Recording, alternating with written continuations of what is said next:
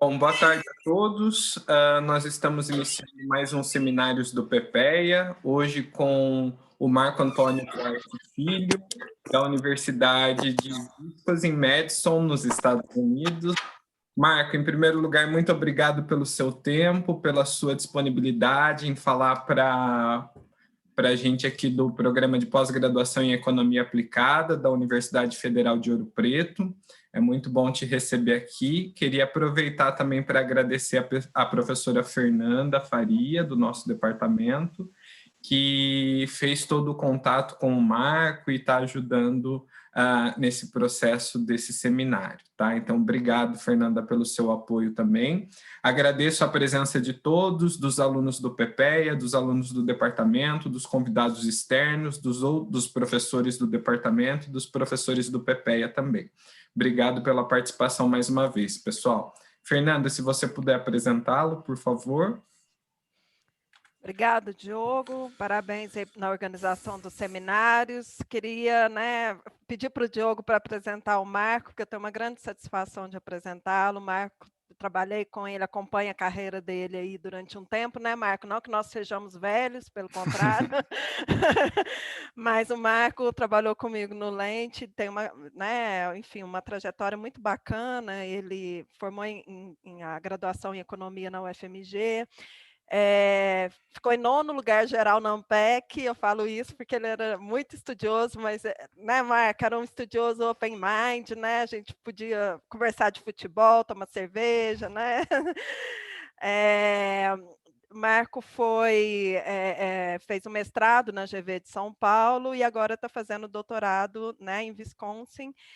E já esteve conosco no ciclo de seminários de economia em 2014, 2015, né, se não me engano. Então, muito obrigada novamente, Marco, é um prazer, né, trazê-lo aqui para falar um pouquinho, né, com os nossos alunos, com os nossos colegas.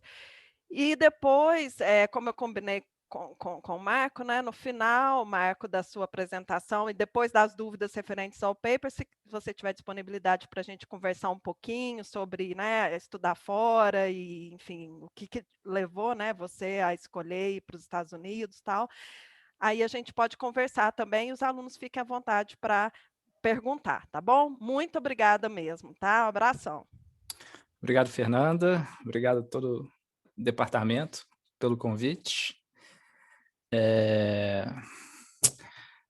Como eu vou fazer essa apresentação rapidinho aqui de 30 minutos, e se quiser parar no meio da apresentação, quiser fazer qualquer pergunta, por favor, sinta livre para fazer isso. E depois a gente pode, principalmente os alunos, quem quiser, a gente conversa um pouquinho depois sobre PhD no exterior, especialmente PhD nos Estados Unidos. Posso resolver algumas dúvidas, eu acho. Bom, o trabalho que eu quero apresentar para vocês hoje é um trabalho que eu estou fazendo junto com um professor assistente daqui de Wisconsin e outro professor assistente da University of Warwick, na Inglaterra, sobre conduta competitiva de cooperativa de consumidores. A primeira pergunta é o que são, né, essas cooperativas de consumidores. Cooperativas, em geral, são empresas adquiridas por patrons, eu não pensei a melhor tradução para isso, mas que compartilham um objetivo econômico em comum, que pode ser prover bens com certas condições. Quando eu falo condições aqui, pode ser tanto preço quanto a qualidade do produto, e o que eles chamam de cooperativas de consumidores, ou também criar algum tipo de valor para o trabalhador, o que seriam as cooperativas de trabalhadores. No Brasil, eu não sei um exemplo de cooperativa de consumidor em Belo Horizonte. Eu sei que tem uma cooperativa de consumidor grande em São Paulo, mas cooperativa de consumidores é bem comum aqui nos Estados Unidos e também na Itália é bem comum, e eu vou falar principalmente do caso italiano aqui. Mas com certeza é uma parte expressiva em várias economias desenvolvidas e em desenvolvimento. É uma indústria bem grande em vários países. Se pensar em cooperativas, em teoria é uma boa ideia você ter firmas que comprometem a limitar o uso do poder de mercado, né? O que a gente vai tentar investigar aqui nesse paper é que se apenas esse comprometimento se é o suficiente ou se vamos ter casos onde diretores procurando algum tipo de interesse próprio podem começar a desviar desse acordo e começar a se comportar como uma empresa de fins lucrativos, né? Então, a pergunta mais geral que a gente faz é o que essas firmas sem fins lucrativos estão realmente fazendo, né? E o que a gente vai fazer é propor uma metodologia para conseguir identificar a conduta dessas firmas sem fins lucrativos. Então, overview aqui geral do paper, vai ser uma investigação empírica, onde a gente vai se focar na indústria de supermercados norte e centro da Itália, que é onde a gente tem dados, e é um caso interessante para esse tipo de investigação, porque a maior empresa de supermercados é uma cooperativa de consumidores lá. Então, o que nós vamos fazer? Nós vamos investigar o comportamento de preços praticados por essa empresa e utilizar de como os preços da Coop variam com o poder de mercado para poder falar alguma coisa sobre a conduta competitiva dessa empresa. Para isso, a gente vai construir um modelo estrutural de demanda e de oferta para a indústria de supermercados, que em princípio poderia ser aplicado para qualquer outra indústria, além da indústria da Itália, e utilizar esse modelo para poder medir o poder de mercado. E no modelo de oferta, a gente precisa ser flexível o suficiente para poder englobar diferentes hipóteses sobre a conduta da Coop. E no final, nós vamos fazer alguns exercícios contrafactuais, principalmente para quantificar o impacto da conduta da Coop no excedente do consumidor. Ok? Perguntas agora? Então, já mandando os resultados aqui, a gente rejeita a hipótese de que a Coop vai priorizar o bem-estar do consumidor ao invés do lucro. A gente não pode rejeitar a hipótese de que a Coop simplesmente está agindo como uma empresa com fins lucrativos, contra o estatuto dela. E pelo nosso contrafactual, a gente vê que se a Coop internalizasse completamente o bem-estar do consumidor, isso poderia aumentar o excedente médio do consumidor médio em mais ou menos $300 por ano, o que é significativo se você pensar que o quanto que um italiano gasta em média com supermercado é ali uns $4.500 por ano, então seria um efeito expressivo. E a maior parte desse efeito vem diretamente da resposta da Coop sobre os preços e só um pouco do efeito vem sobre a resposta de preços dos outros supermercados a essa diferente conduta da Coop. Ok? Então, algumas características dessa Coop Itália. É uma rede de cooperativas, mas ela tem uma estratégia centralizada e uma marca única, que é tudo decidido por uma cúpula ali de diretores. Então, nós vamos tratar essa Coop como se fosse uma firma só. E se você olhar no estatuto da Coop, você vai ver que o que deveria ser o objetivo da Coop é servir o interesse social de proteger o poder de compra de membros e não membros. Mas o que acontece na realidade é bem diferente, né? Se você olhar em termos da governança corporativa, são 8 milhões de membros com capital mínimo investido de mais ou menos $30, que é basicamente, se você for agora lá na Itália e você for numa loja, num supermercado da Coop, você paga $30 ali e você já vira membro. E a Coop não retorna lucro para os membros, em momento algum. E nas eleições para a diretoria é sempre uma cabeça, um voto, mas o comparecimento é muito baixo, o que acaba gerando um isolamento da diretoria e ela acaba se perpetuando sempre os mesmos diretores durante os anos. E o que a gente vê é evidências anedóticas de o que eu chamo aqui de empire building. Basicamente, os diretores parecem querer construir um conglomerado cada vez maior e alguns casos também de diretores que saem da Coop e com o prestígio de ter gerado uma empresa de tamanho tão grande para virar diretor também em algumas outras empresas, em outros ramos. Por que é importante analisar a Coop? Também porque o lucro reinvestido é isento de imposto, né? Então, a gente tem tem uma perspectiva de policy aqui que a gente pode dialogar com. Só uma gravura aqui, são os locais onde você encontra supermercados Coop, no norte e centro da Itália, e supermercados de outras redes também, a gente apresenta nesses mapinhas aqui. O que eu quero que você tire desses mapas é que a Coop está presente em um número muito grande de supermercados, de cidades na Itália, mas o que é mais importante aqui é como que a estrutura de mercado no norte da Itália pode mudar significativamente. E essa variância na estrutura de mercado vai ser muito importante na identificação da conduta da Coop, como eu vou explicar daqui a pouco. Ok? Então, a primeira coisa que a gente tem que fazer é definir o mercado aqui.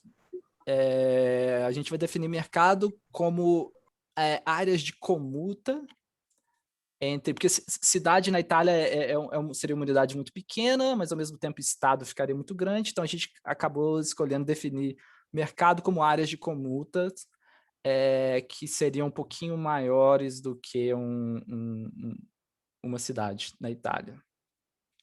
E os dados que a gente tem para cada um desses mercados é de população e renda, que vão ser importantes quando a gente vai estimar a demanda.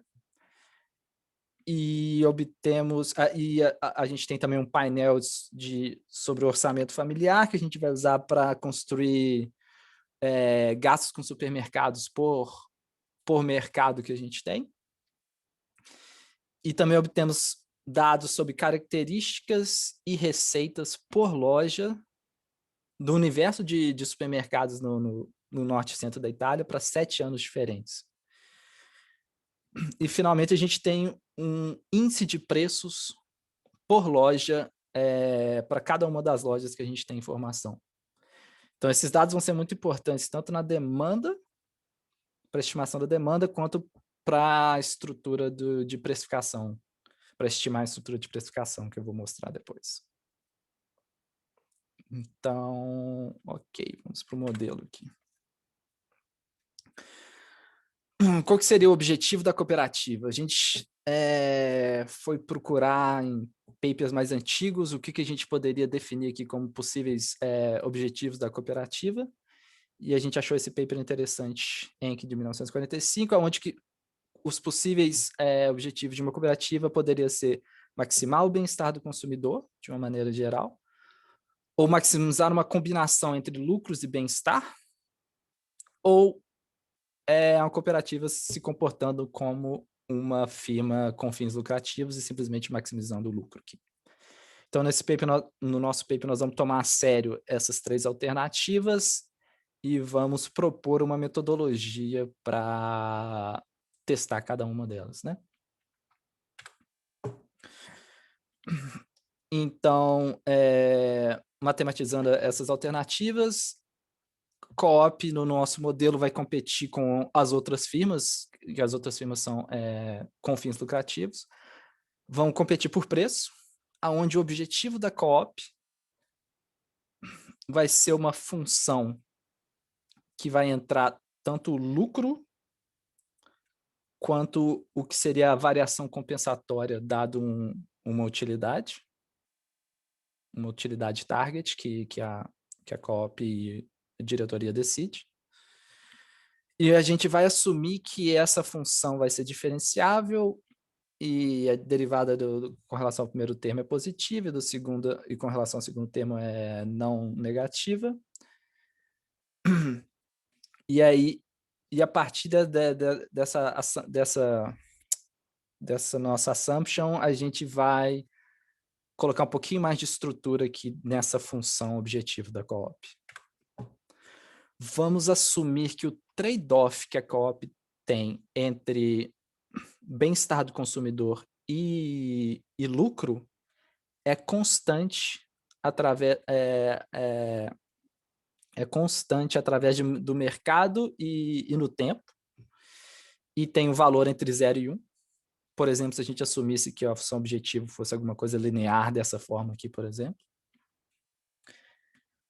E aí, assumindo que as firmas desse mercado competem à la Nash-Bertrand e usando das propriedades da variação compensatória, a gente consegue derivar um preço de equilíbrio, aonde o preço vai ser igual à margem mais o custo marginal para um supermercado que não faz parte da co-op, enquanto que para a co-op o preço vai ser uma função desse lambda vezes a margem mais o custo marginal quando é um supermercado da co-op. E aonde a margem vai ser essa coisa feia aqui, mas aonde vai entrar uma matriz de elasticidades que vai vir da demanda e o share da receita por loja. Então, basicamente, se a gente tem um modelo de demanda, a gente teria essa matriz de elasticidades, a gente conseguiria calcular as margens de cada loja e poderíamos estimar esse lambda aqui. Ok? O modelo de demanda vai ser um modelo tipo BLP, que é bem padrão na literatura de organização industrial, que eu não vou entrar não vou detalhar exatamente aqui, mas não tem nada muito de diferente em outras literaturas de estimação de demanda. E nós vamos fazer só mais uma assumption de que o custo marginal vai ser linear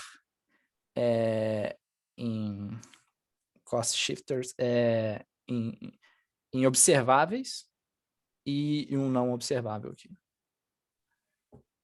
Ok? A questão da identificação desse modelo, que seria a parte mais importante até aqui.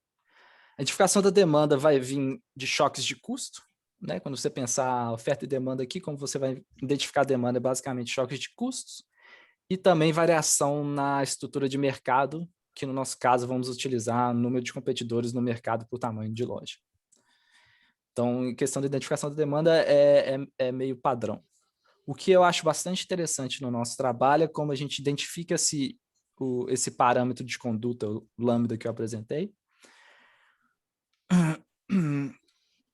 O que é complicado é que a gente tem que identificar tanto o custo marginal e o parâmetro de conduta ao mesmo tempo.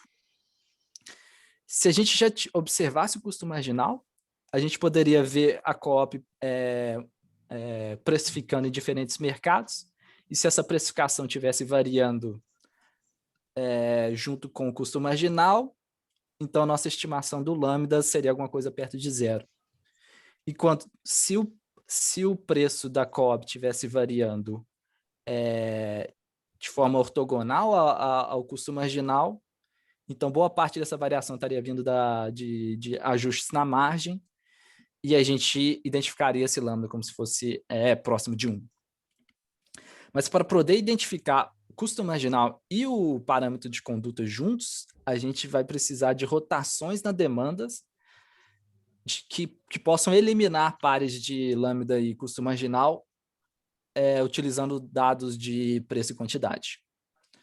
E essas rotações da demanda que a gente propõe nesse trabalho seria o número de competidores no mercado por tamanho de loja, conexões políticas da co-op em alguns mercados, e também o número de eleitores de esquerda para diferentes mercados, né, na Itália.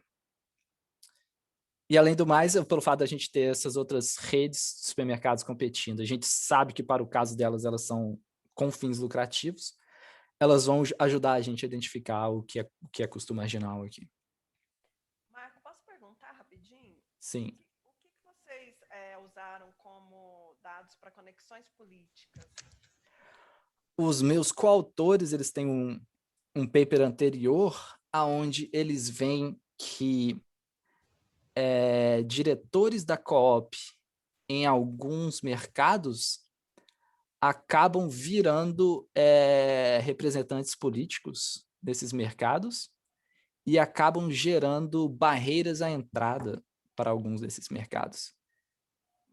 Ou seja, e essas conexões políticas acabam gerando barreiras à entrada a outros supermercados, o que a gente assume seriam variações exógenas na estrutura de mercado, o que ajuda a gente a estimar esse parâmetro de conduta.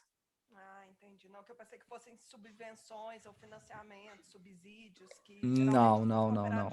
Mas as É o fato, geralmente tem, né, do governo. o fato de você ter um antigo diretor da co-op num cargo político, o que a gente usa como proxy para maiores barreiras de entradas naquele mercado. Obrigada. O que sai da nossa demanda? Aqui eu estou mostrando as elasticidades preço para a co-op e para outras redes de supermercados. E aqui são as margens que saem, né, da nossa estimação de demanda. E quando a gente compara, apesar de não ser muito correto fazer essa comparação, mas quando a gente compara as margens que estão saindo na nossa estimação de demanda com margens que vêm direto do balanço contábil, né, desses supermercados, a nossa estimação não é tão diferente assim desse balanço contábil, né? Ou seja, a gente acredita que é uma afirmação de que a gente não estamos gerando coisas impossíveis aqui da nossa estimação de demanda. Então, nós vamos usar essas margens aqui e o nosso modelo de precificação para selecionar entre as diferentes hipóteses de conduta da co-op, né? Então, a gente precisa de uma seleção de modelo que o objetivo é encontrar um lambda, que eu falei anteriormente. O que a gente vai colocar, a gente tem que escolher possíveis valores para esse lambda, então a gente tentou ser o mais agnóstico possível e colocou valores de 0, 0.25, 0.5, 0.75 e 1.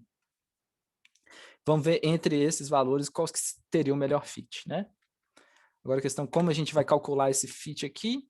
A gente define o lack of fit do modelo pela função objetivo do GMM. A gente define a função objetivo do GMM dessa forma, utilizando esse momento que vem do modelo de oferta. E aqui o lambda esse momento vai variar dependendo da nossa hipótese do lambda, né? E a gente define como hipótese nula, comparando o modelo M e o modelo N. A hipótese nula seria de que a função objetivo do GMM são iguais, ou seja, esses modelos têm um fit parecido. Agora, se tiver a função objetivo de GMM menor para um modelo ou menor para o outro, vai estar apontando para qual dos modelos vai ter um melhor fit aqui, né? Então, a gente vai usar como estatísticas de teste, seguindo o Rivers-Young 2002, essa diferença entre a função objetivo do GMM dividido por um estimador da variância dessa estimativa. E se a gente tiver na nossa hipótese nula, de acordo com Rivers e Young, nosso estimador vai ser uma distribuição normal, 0,1. Então, a gente pode utilizar esse método aqui para fazer uma seleção de modelo e comparar as diferentes hipóteses aqui. Faz sentido? Marco, né? Desculpa. Deixa eu te perguntar. Pois vocês estimam, eu já estou antecipando, né? Esse lambda através do modelo? Ou você cria essas hipóteses? Como que é? Aí que tá. A gente poderia ter essas duas alternativas, né? Estimar o lambda diretamente, usando o GMM, ou aplicar essa seleção de modelo aqui. Sim. Aí eu já vou vender o outro paper que eu estou fazendo com um dos meus coautores aqui, que quando você está procurando, por exemplo, se você quer testar conduta, por exemplo, faz mais sentido você fazer uma seleção de modelo do que for diretamente estimar esse lambda. Porque imagina que a minha demanda, de alguma forma, é misspecified. Eu tenho algum problema estrutural ali na minha demanda. Mal especificada. Mal especificada. Aquele modelo de Bresnahan e Lau, você já viu ele, que estima esse parâmetro de conduta? Sim, sim. Seria esse caso?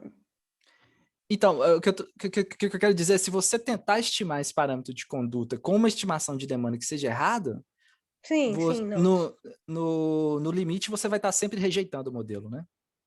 Sim. Porque acaba que, assim, a ideia desse modelo é muito, intuitivamente, parece muito com aquele modelo de Bresnahan e Lau, né? Quando você vai falando dessa questão da demanda, da necessidade dela mudar a velocidade, da rotação, Exatamente. encontrar uma curva de oferta para identificar esse grau de poder de mercado. Então, eu fui imaginando que você ia calcular como Bresnahan e Lau naqueles artigos. A identificação é basicamente a mesma, né? A necessidade de ter essas rotações de demanda.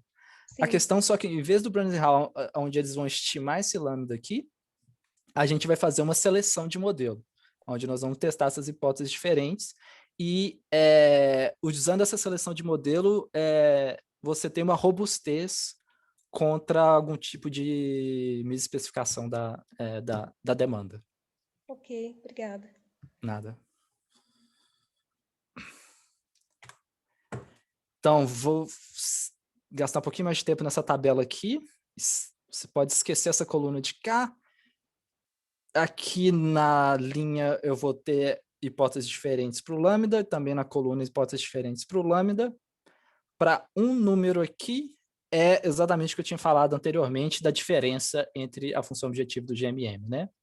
Então, se a diferença da função objetiva do GMM for negativa, o fit vai estar apontando para o modelo da linha. Se fosse positivo, ia estar apontando para o modelo da coluna. Então, quando eu comparo aqui um lambda de 0,25 com um lambda 0, os meus dados estão apontando que o lambda de 0,25 tem um fit melhor. E seguindo isso e comparando com todos os pares de modelos, a gente chega à nossa conclusão de que a gente não pode rejeitar um lambda igual a 1, mas a gente rejeita lambdas igual a 0, igual a 0,25, igual a 0,5. Ok?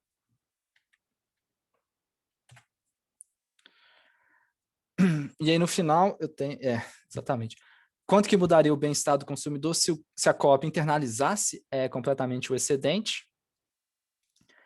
Eu quero só que você preste atenção nesse número aqui, que vai te falar nos mercados onde você tem uma co-op, se eu forçasse esse lambda para 0, e contando com a resposta dos consumidores dos outros grupos de supermercado, geraria um efeito sobre o excedente do consumidor de mais ou menos 332 euros aqui. Então, é a nossa conclusão de que seria um efeito significativo sobre o bem-estar do consumidor. Finalmente, a evidência de que a co-op pode estar somente maximizando o lucro, para o nosso caso, provavelmente por causa de algum tipo de agency problem que pode ter ocorrido, por causa dos diretores e distanciando do que é acordado em estatuto. E o contrafactual sugere que os ganhos para o consumidor, se a co-op internalizasse o excedente, podem também ser bastante significativos. E aí no paper a gente vai discutir também outras alternativas, possíveis alternativas do que a co-op estaria realmente fazendo. Por exemplo, se não fosse uma questão de preço, for uma questão do local onde a co-op está entrando, que seria alguns locais onde os supermercados não entrariam, né? Outros mercados onde os outros supermercados não entrariam. O que a gente vê é que aonde a co-op está entrando não é muito diferente dos outros supermercados. Algumas pessoas comentaram, em apresentações passadas, comentaram, por exemplo, pode ser o caso de que os membros da co-op estão tendo mais benefícios do que os consumidores em geral, mas quando você vai olhar os benefícios para os membros da Coop, funciona basicamente como aqueles programas de fidelidade que você tem em companhias aéreas e em outros lugares. E os outros supermercados com fins lucrativos têm programas muito parecidos, onde o desconto que o membro recebe não é muito diferente do desconto que a Coop recebe. E aí a gente propõe também algumas outras alternativas, onde a gente tenta refutar, mas o trabalho é basicamente isso. Algumas perguntas, sugestões?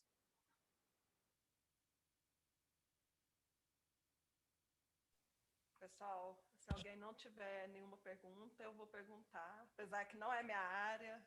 Sim, Fernando, seu microfone está um pouquinho baixo.